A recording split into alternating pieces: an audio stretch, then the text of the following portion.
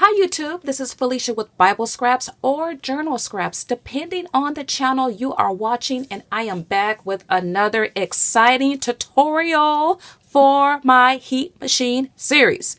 If this is the first video you have seen in my series, you got some catching up to do because I have created the coolest projects using the heat machine. I will have those videos linked below. Okay, in this video, you guys, well, if you like to read like I do, and I have been doing a lot of reading the last several weeks, well, you need bookmarkers. And bookmarkers, well, when I first started crafting, I used to make a lot of bookmarkers. As a matter of fact, I hosted a swap.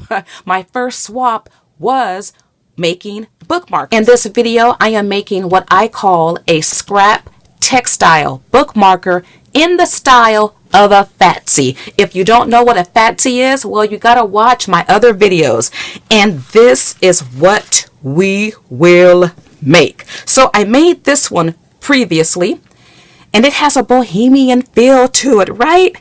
In the video, we will make this one. Now, I must give my disclaimer. I am using my heat machine in a way not intended. Please check out my initial video and you can hear all about it. But if you decide to adopt my method, use your machine with caution and common sense, because this may not work for you. You could damage your machine. You could also void your warranty. Please watch my other videos, because in those videos I talk about problems, solutions, and I offer tips. Because I'm making a fatsie in a bookmarker style, I'm going to be using the Anna Griffin Mink machine. Now, you could use the Heidi Swapp Mink machine or the Amazon laminator. However, you want to be careful with the chipboard, because it may, well, it's definitely not going to go through with the Amazon machine. It may go through with the Heidi Swapp machine.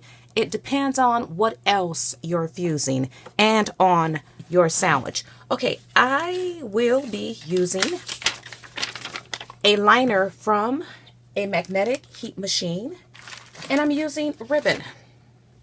This very pretty ribbon. This ribbon has the wire in it. Well, I'm going to leave it in. And I've already cut down my heat and bond, the same size as my ribbon.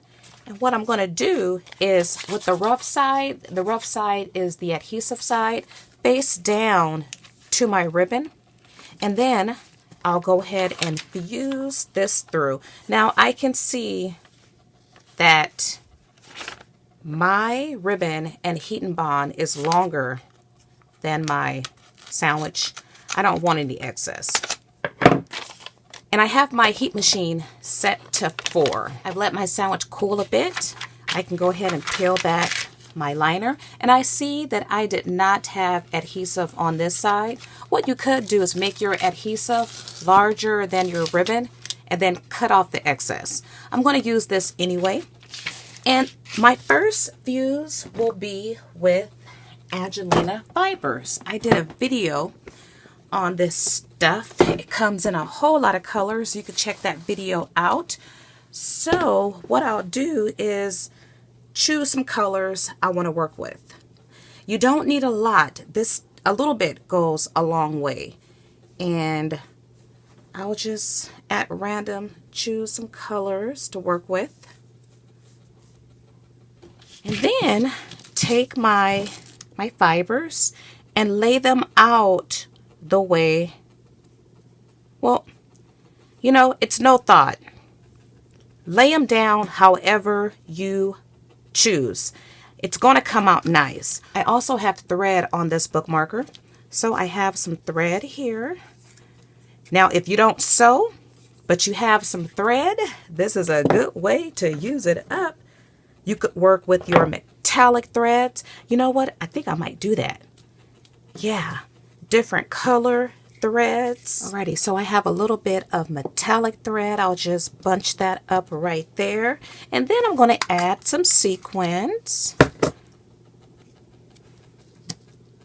at random. These are about a ½ inch, I guess. Now you could add different shapes, different sizes. And I think I want to go ahead and fuse this. All right, this is our second fusing. Let it cool and let's see how this looks. Oh, unique, unique, unique. Okay, so I want to add my larger elements because I want my larger elements to make contact with the adhesive. And this is chipboard here. This says The Good Life. I'll go ahead and add this. I'll add it down there. Now it has some adhesive on it, but remember we have adhesive on the ribbon already, so we will definitely get a good bind. And what else do I want to add? I mean, you can add whatever you like. I have this trim here. I'll just add a piece right there. I think I want to add more sequins. These are really pretty. And I'll fuse this. And my last fusing, well, you know, I need to add some washi tape. But the last fusing will be my finer products. So I have this washi tape that says Faith and Dream and something else. I think I'll add that right here. And you know what? I'm going to add this Butterfly by Martha Stewart. If I have some room, let's see. Let's add it. Let's add it right here. And then let's just add that like that. Okay, let's go ahead and fuse this.